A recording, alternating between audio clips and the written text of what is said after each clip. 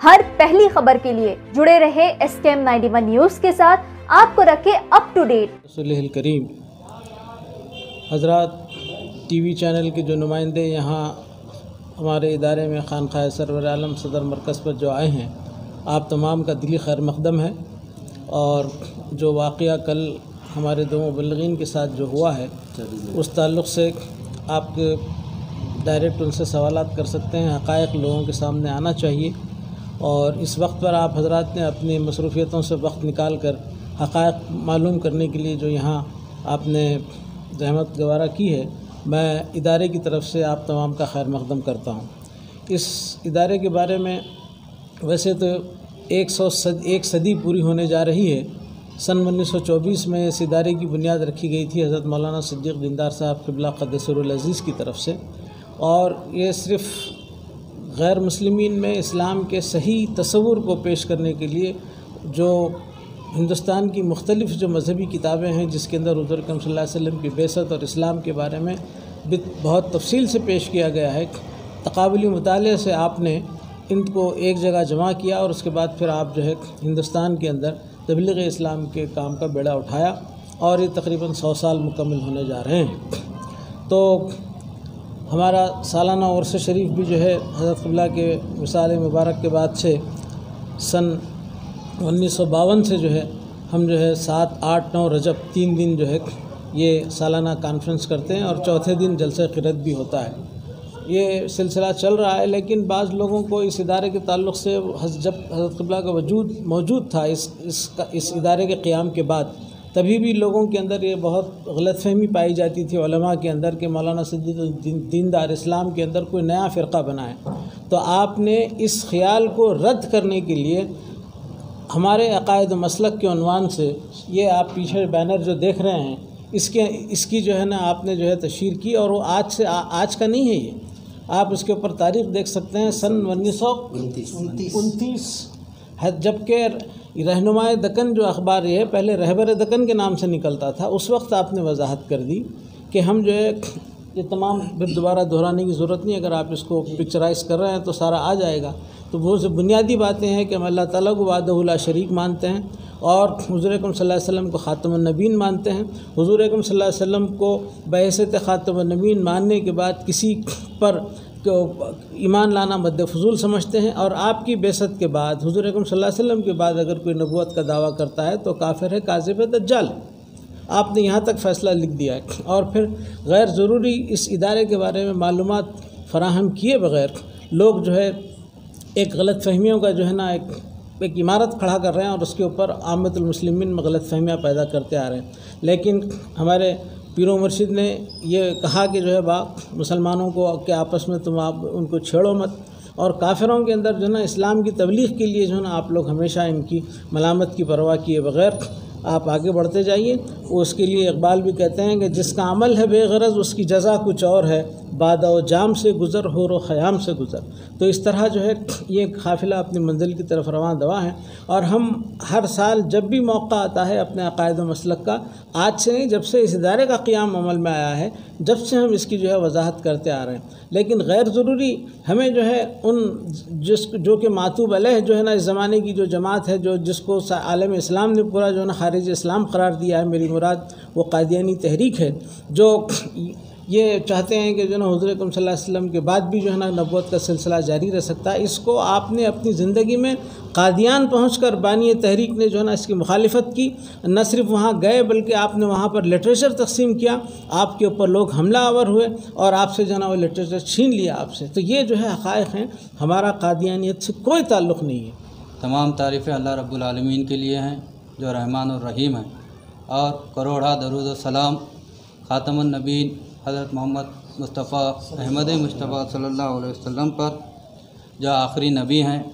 आपके बाद कोई नबी आने वाला नहीं है। अगर कोई नबूवत का दावा करता है तो वह काफिर है, काज़िब है, दज्जाल है।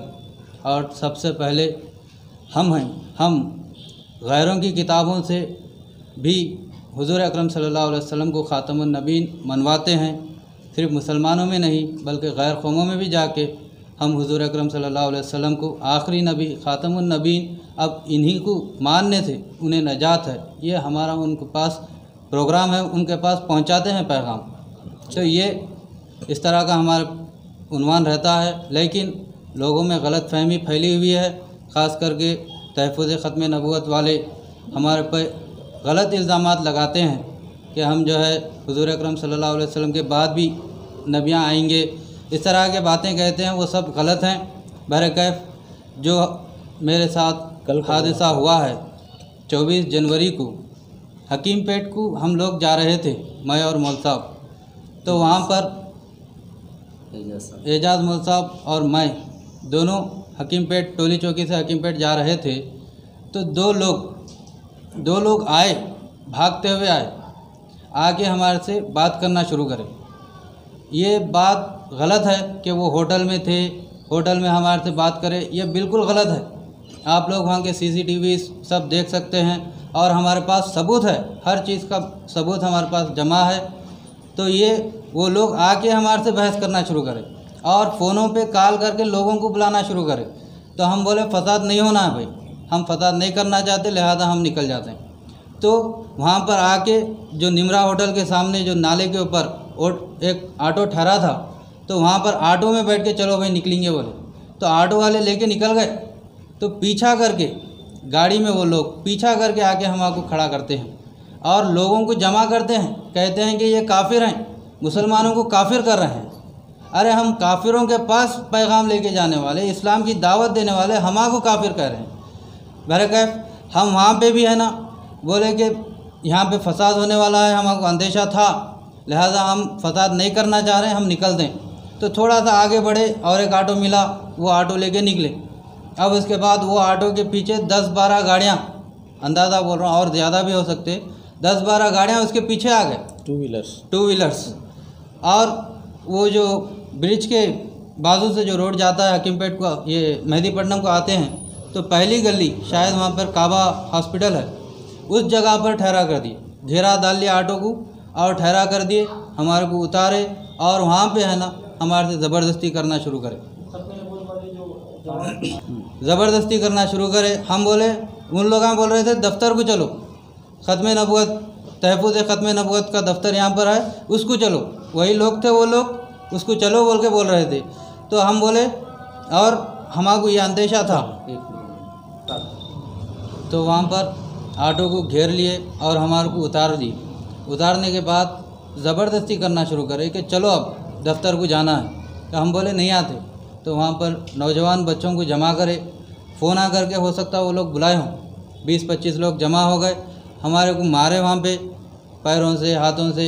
मौल साहब को भी मार पड़ा, होठ फूक गया था और सर में दर्द शुरू हो गया था। वो डॉक्टर के पास से जो लेके आए वो रिपोर्ट भी है, और हमारे को भी मारे। तो वहाँ से खींचते हुए लेके जाते हैं वो लोग, चोरों की तरह लेके जाते हैं। हम ये नहीं कहते कि तमाम मुसलमान हमारे दुश्मन हैं, बल्कि बहुत सारे मुसलमान हैं जो हमारे को चाहते हैं। बहुत चंद लोग हैं जो शरपसंद हैं, हमारे ख़िलाफ़ ठहरे हुए हैं। और इस तरह से लेके गए और हम ये सुन रहे थे कि ठहरो ठहरो, अंदर दफ्तर में रूम में डाल के मारेंगे। और ये भी सुनने वाले कि अंदर डाल के इनको ख़त्म ही कर देंगे। तो जान से मारने की साजिशां चल रहे थे वो।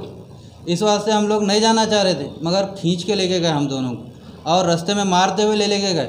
और वो वीडियो भी है कि दफ्तर में है ना चढ़ा रहे हैं लोग। अब आप पुलिस से क्या चाह रहे हैं? तो दफ्तर में अंदर लेके जाके भी मारे हमारे को। तो वहाँ पर हमारे साथी आए, चंद लोग आके है ना वहाँ से हमको लेका ले। तो हम ये चाहते हैं कि कमिश्नर साहब हमें इंसाफ दिलाए, और हम जाकर वहाँ पर FIR करे हैं, लेकिन अभी तक किसी को पकड़े नहीं पुलिस। जबकि हम फ़ोटो भी बताए कि वो एक मौलाना है, इनको पकड़ लो। कौन सा पुलिस स्टेशन पता है वो, मगर अब तक हमको ना बुलाए और ना उनको बुलाए, मतलब उनको बुला के कोई पहचान नहीं कराए। तो हम वक्त लेती है एक्शन जी छोड़ दो, बहरक से हो, हुकूमत से हो, हम ये इल्तिजा करते हैं कि वो लोग जल्द से जल्द हमें इंसाफ दिलाए। और ये जो हमारे पे जुल्म ये लोग करते हैं तहफ़्फ़ुज़ ख़त्म नबूवत वाले, ये एक बार नहीं है, जाम भी जाते हैं, हमको पकड़ते हैं, हमारे को छेड़म छाड़ी करते हैं और हमारे ख़िलाफ़ वीडियोस बनाते हैं। ये दीनदार अंजुमन के ख़िलाफ़ वो लोग ठहरे हुए हैं, हमारी ज़ाती मसला नहीं है, ये दीनदार अंजुमन के ख़िलाफ़ ठहरे हुए हैं, इसको ख़त्म करना चाहिए। बस इतना मैं कहता हूँ। वाक़िरुद्दावाना अल्हम्दुलिल्लाह। जरा साइलेंट हुए वैसे शट वर्ल्ड। हे, अगर आप मोबाइल फोन खरीदने की सोच रहे हैं तो चले आइए सेल वर्ल्ड के शोरूम में। यहाँ पर सारे ब्रांडेड मोबाइल, CDMA4 और एडिशनल एक्सेसरीज दस्तयाब है। मोबाइल फोन की दुनिया में भरोसेमंद नाम Cell World, the most trusted name in mobile phone since 1999 at your service. Cell world.